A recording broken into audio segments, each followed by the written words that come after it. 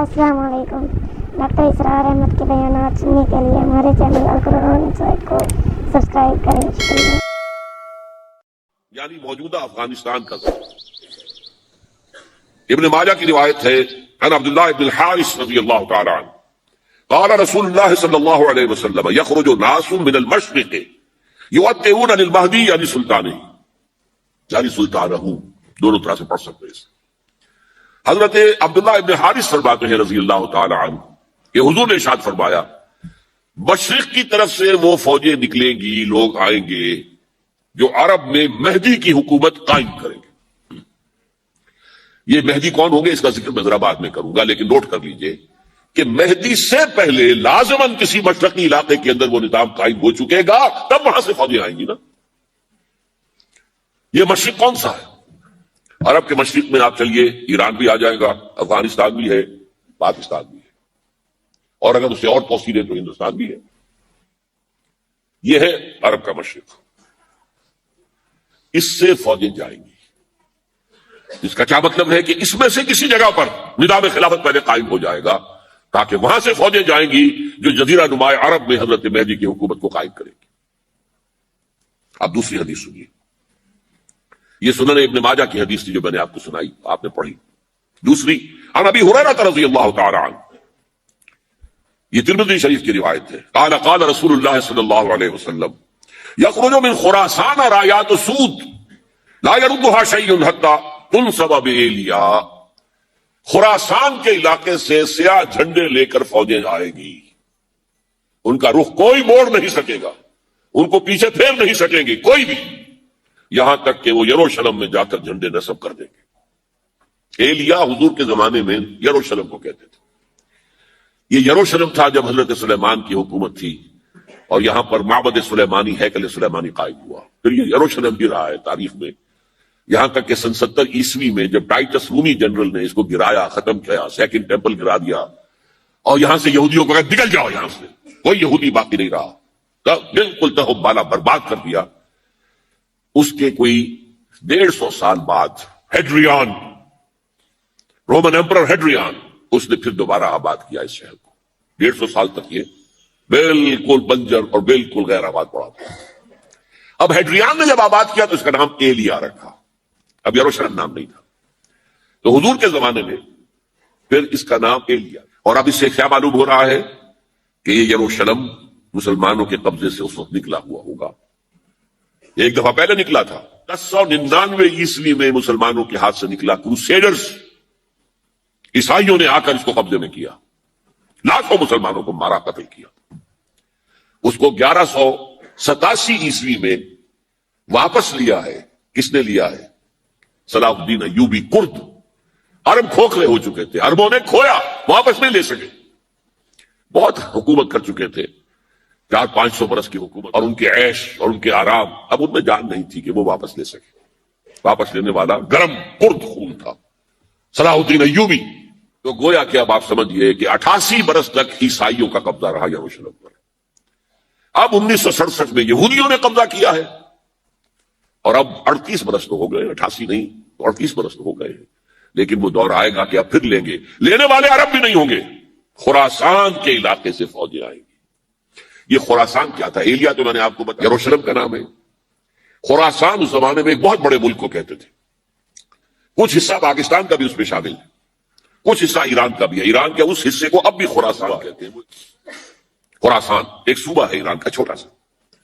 پاکستان میں خاص طور پر یہ جو علاقہ مالا کنڈ ایجنسی کہلاتی ہے، اس سے اوپر جتنا علاقہ ہے، اور یہ جو واخان کی ایک پٹی آتی ہے اوپر، واخان افغانستان کی ایک پٹی سی دم سی چلی آتی ہے جو جا کر چائنا کی سرحد سے مل جاتی ہے، یہاں سے لے کے یہاں تک یہ جو مالا کنڈ کا وہ درہ ہے اور پہاڑ ہے، یہ بھی خراسان کا حصہ ہے۔ باقی تقریباً 2/3 آف افغانستان، ساؤدرن حصہ نہیں ہے خراسان کا حصہ، یہ سیستان کہلاتا تھا، یہ خراسان نہیں ہے۔ لیکن یہ کہ اوپر کا 2/3 آف افغانستان، اور اس کے ساتھ یہ جو عرب، جو اب یہ ترک ممالک آزاد ہوئے ہیں سوویت یونین کی ڈسولوشن کے ساتھ، یہ سارا علاقہ کہلاتا ہے خراسان بزرگ، دی گریٹ خراسان۔ ایک مرتبہ ایک یہاں کا جو کاؤنسلیٹ ایران کا وہ آئے تھے میرے پاس ان کے ایک اہم آدمی، ان سے میں نے پوچھا خراسان، تو پہلے تو ان کا خراسان ہمارا ایشو ہوا ہے، میں نے کہا نہیں مجھے خراسان، او خراسان بزرگ، وہ جو آپ دی گریٹر خراسان کی بات کر رہے ہیں وہ یہ تھا۔ پھر میں نے اور دریوں سے بھی تحقیق کی، پہلے خیال تھا کہ پورا افغانستان اس میں شامل ہے، لیکن اب معلوم ہوا کہ نہیں، یہ جو جنوبی حصہ ہے یہ سیستان کہلاتا تھا، کچھ بلوچستان کا حصہ اس میں شامل تھا اور کچھ یہ جنوبی حصہ افغانستان کا۔ یہاں سے فوجیں جائیں گی اور یہ فوجیں جا کر خراسان سے چل کر ایلیا پہنچیں گی، یروشلم پہنچیں گی اور اپنے جھنڈے کاٹ دیں۔ اس کا جو نتیجہ نکلتا ہے وہ آپ سمجھ لیجئے۔ اس میں بھی اب میں اس سیر ترجمان القرآن اقبال کا ایک شعر آپ کو سنا رہا ہوں۔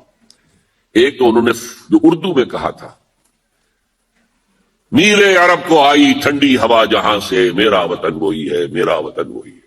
ٹھنڈی ہوا حضور کو آئی، مجھے ہندوستان کی طرف سے ٹھنڈی ہوا آ رہی ہے صلی اللہ علیہ وسلم۔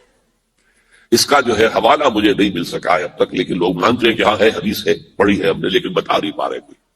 اور ظاہر بات ہے کہ حدیث کا ذخیرہ اتنا وسیع ہے کہ اس میں سے تلاش کرنا آسان کام نہیں ہے، اور اقبال کو کافی علم تھا ان چیزوں کا، تو اس کو بغیر کسی بنیاد کے نہیں کہہ سکتا میرے عرب کو آئی ٹھنڈی ہوا جہاں سے، میرا وطن وہی ہے، میرا وطن وہی ہے۔ لیکن اس سے بھی زیادہ جو بات ہے وہ علامہ اقبال کا ایک شعر ہے جس کے پہلے مصرعے میں تو حضرت مہدی کا ذکر ہے، وہ میں بعد میں اس کا ذکر کروں گا جب ان کا وقت آئے گا۔ خضر وقت از خلوت دشت حجاز آیت بروں، خضر وقت، وقت کا خضر، میرے نزدیک وقت کا مجدد حضرت مہدی، وہ خلوت حجاز سے باہر آئیں گے۔ خضر وقت از خلوت دشت حجاز آیت بروں، کارواں زی وادی دور و دراز آیت بروں، کارواں اس وادی دور و دراز سے چلے گا۔ یہ وادی دور و دراز کون سی ہے؟ وادی سندھ۔ وادی سندھ کا تصور پتہ نہیں آپ کو کیا ہے، آپ کو معلوم ہونا چاہیے کہ وادی سندھ، یہ سارے ٹریبیوٹس جو آ رہے ہیں جو وادی دریائے سندھ میں مل رہے ہیں، جیسے ایک درخت ہوتا ہے اور اس کی شاخیں ہیں، وہ تو درخت کے تنے سے نکلی ہیں، ایک یہ کہ ٹریبیوٹریز ہوتی ہیں، چھوٹے چھوٹے دریا ہوتے ہیں، وہ ملتے ہیں تو ایک بڑا دریا بنتا ہے۔ یہ ٹریبیوٹریز مشرق سے بھی آ رہی ہیں سندھ میں اور مغرب سے بھی آ رہی ہیں۔ افغانستان کا جو مشرقی حصہ اسی وادی سندھ کے اندر ہے، اور یہ موجودہ پاکستان، بلکہ اس میں سے کچھ حصہ جو ہم چھوڑ چکے ہیں، ہم سے نکل گیا دریائے ستلج تک، یہ اس وادی سندھ کا حصہ ہے۔ کہاں آ رہا ہے ستلج؟ سندھ میں، اور بیاس تو ستلج میں پہلے ہی آ گیا، راوی آ گیا، چناب آ گیا، جہلم آ گیا، سب سندھ میں پہنچ گئے، بیٹن کوٹ میں سب پہنچ گئے کہ نہیں پہنچ گئے؟ اوپر سے یہ دریائے سوات آ رہا ہے، یہ دریائے دیر آ رہا ہے، یہ دریا فنا آ رہا ہے، یہ دریا فنا آ رہا ہے، سب دریائے کابل میں ہو کر کہاں پہنچے؟ سندھ میں۔ اوپر سے دریائے ہنزا آ رہا ہے، دریائے گلگت آ رہا ہے، کہاں تک گرے؟ سندھ میں۔ پھر یہ جو دریا آ رہے ہیں جو ہمارے جو ہے درے، درائے گومل سے چلا آ رہا ہے، ٹوچی چلا آ رہا ہے، کہاں جاتے ہیں؟ سندھ میں۔ یہ پوری وادی ہے، یہ افغانستان کا مشرقی حصہ جو پختون ہے، 100% پختون، وہ در حقیقت وادی سندھ کے اندر ہے۔ یہ دو طرف سے وادی سندھ۔ کارواں زی سے مراد ازیں، کارواں ازیں وادی دور و دراز آیت بروں، فوجیں یہاں سے جائیں گی حضرت مہدی کی حکومت قائم کرنے کے لیے۔ خضر وقت از خلوت دشت حجاز آیت بروں، کارواں زی وادی دور و دراز آیت بروں۔ یہ ہے اس سیر کا۔ حالانکہ یہی شخص ہے جو اپنے خطبات کے اندر نفی بھی کرتا ہے کہ یہ مہدی اور یہ سب تصورات جو ہے یہ کوئی صحیح نہیں ہے، اور یہ پرانی کوئی روایات چلی آ رہی تھی، ہر مذہب میں تصور ہے، اس طرح کی بات کہی۔ جب عقل سے بات کرتا تھا اس میں ٹھوکریں کھاتا تھا، جب دل سے اس کے یہ سیلاب کے معنی چشمہ ابھرتا تھا دل سے اس کی شاعری کا، اس میں ہوتے تھے وہ حقائق کہ جو ابدی ہیں۔ اس پر جو اشفاق صاحب ہوتے تھے ہمارے ہاں، اشفاق احمد ادیب، ڈرامہ نگار تلقین شاہ، انہوں نے بڑی پیاری بات کہی تھی، اگرچہ ان کا مذاق اڑایا تھا روزنامہ نوائے وقت نے، بات بڑی پیاری تھی۔ اقبال ایک دن کا اقبال تھا، ایک رات کا اقبال تھا۔ دن کا اقبال فلسفی تھا، وہ اپنی عقل سے غور و فکر کرتا تھا، اس کا حاصل جو ہے وہ لیکچرز، خطبات، ان میں بہت سی باتوں پر علماء کو شدید اعتراض ہے۔ ایک رات کا اقبال تھا، اسے الہام ہوتا تھا، سیلاب آتا تھا شاعری کا، اور وہ اقبال جو ہے اصل اقبال ہے۔ اور اس کو کہا اقبال نے خود، ڈاکٹر یوئنگ ہوتے تھے جو پرنسپل تھے ایف سی کالج کے، ان کے نام سے یوئنگ ہال اب بھی موجود ہے نیلا گنبد چوک میں، ایک ہاسٹل بنایا تھا انہوں نے یوئنگ ہال، ایک دعوت میں سب جمع تھے، ڈاکٹر یوئنگ بھی تھے، علامہ بھی تھے. یوئنگ نے بڑا تیکھا وار کیا کہ ڈاکٹر اقبال، ہم نے سنا ہے کہ آپ جیسا آدمی بھی وربل ریولیشن کا قائل ہے. کو پہلے مسئلہ سمجھ لیجیے ورنہ واقعہ سمجھ نہیں آیا تھا. ایک ہے وربل، وحی باللفظ، قرآن کے بارے میں ہمارا عقیدہ یہ الفاظ اللہ کے ہیں. ایک ہوتا ہے وحی، لیکن اس وحی میں لفظ جو ہے وحی کا نہیں ہوتا، بلکہ وہ انسپیریشن کہلاتی ہے. کوئی بات آپ کے دل میں ڈال دی گئی، آپ نے اپنے الفاظ میں اس کو ادا کیا.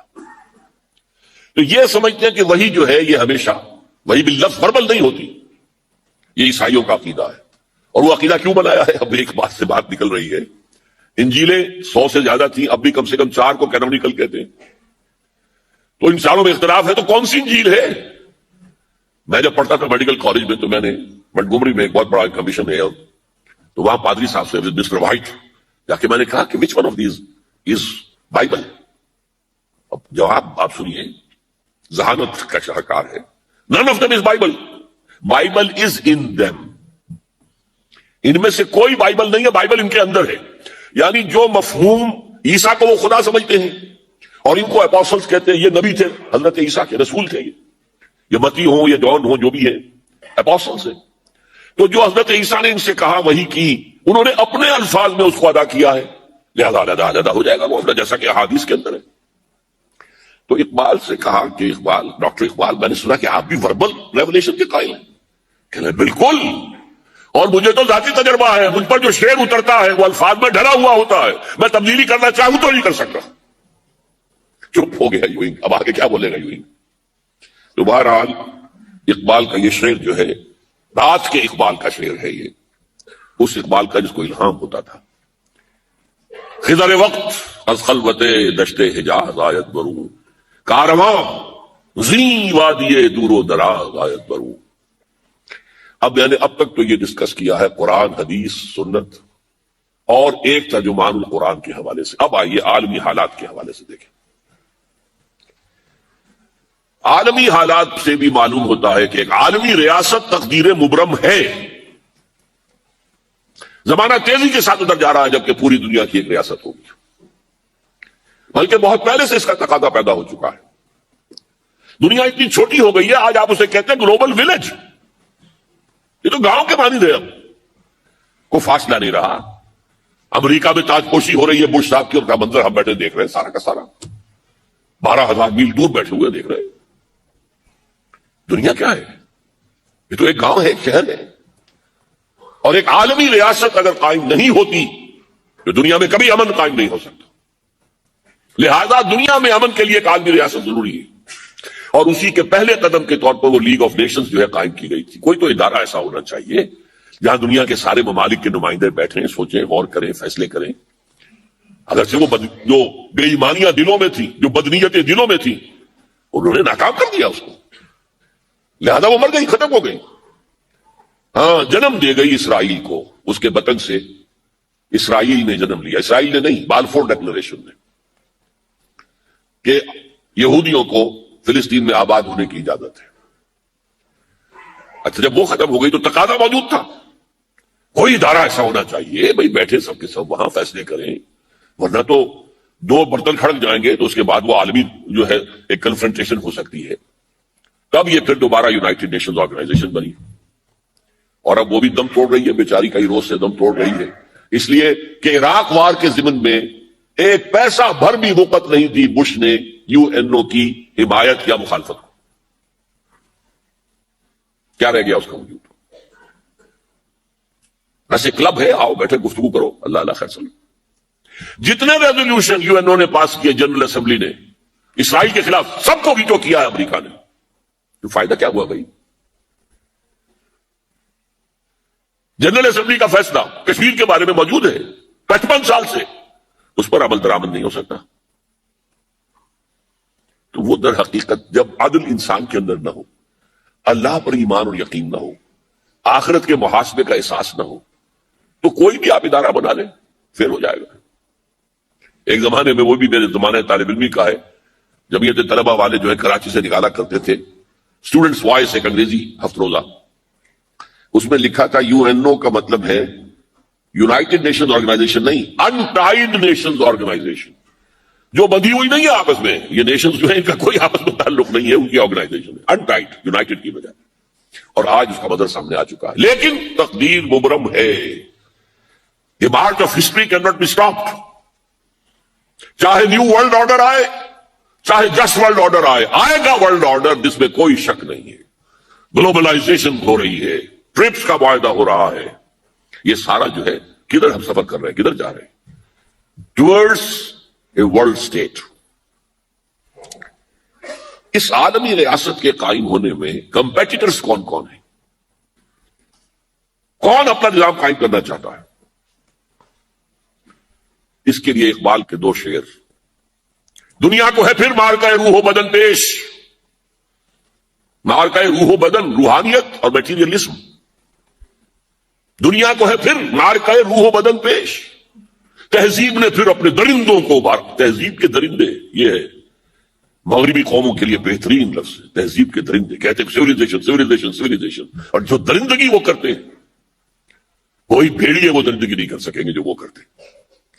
दुनिया को है फिर मारका रूहो बदन पेश, तहजीब ने फिर अपने दरिंदों को उभारा। अल्लाह को पामर दिए मोमिन पे भरोसा, इब्लीस को यूरोप की मशीनों का सहारा।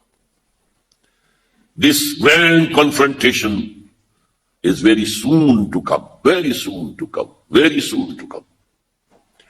एक तरफ अल्लाह है और मर्द मोमिन है, दूसरी तरफ इब्लीस है और उसका सबसे बड़ा एजेंट यहूदी है और यहूदियों के सपोर्टर्स ईसाई हैं। ये है दो तरफा, ये दो फरीक हैं। और वो मैं आपको पहले सुना चुका हूं नज़्म। इब्लीस ने कहा था मुझे न जमहूरियत का कोई खतरा है, न कोई फाशिज्म से खतरा है, न कोई इश्तराकियत से खतरा है अगर कोई खतर मुझको तो इस उम्मत से है जिसकी खाकिस्तर में है अब तक शरारे आरज़ू। खाल खाल इस कौम में अब तक नजर आते हैं, वो करते हैं अश्के सहरगाही से जो जालिम वजू। वही खतरा है जिसका जिक्र किया जब यूएसएसआर खत्म हो गई, जिसके लिए नेटो बनाया गया था, जिसके लिए सीटो बनाया गया था, जिसके लिए सेंटो बनाया गया था, टू कंटेन यूएसएसआर। अब जब यूएसएसआर खत्म हो गया, वो तो सर्वसुजूद हो गया मगरिब के सामने, हाथ फैलाकर भीख मांगने की पोजीशन में आ गया। उस वक्त असर नौ नेटो को ऑर्गेनाइज कर रहे हैं, एक्सटेंड कर रहे हैं। तो किसी ने पूछा चीफ ऑफ द नेटो से कि ये अब आपको किस बात का दे? हमें मुस्लिम फंडामेंटलिज्म से खतरा है। वो जो इब्लीस ने कहा वही उसने कहा, हमें अंदेशा है मुस्लिम फंडामेंटलिज्म से, लिहाजा हमें चौकस रहना है और मजबूत करना है और तकड़े होना है। यह है दर हकीकत है अगर कोई खतर मुझको तो इस उम्मत से है जिसकी खाकिस्तर में है अब तक शरारे आरज़ू। अब देखिए, एक तरफ मैंने बताया एक यहूदी है और उनके ख्वाब है,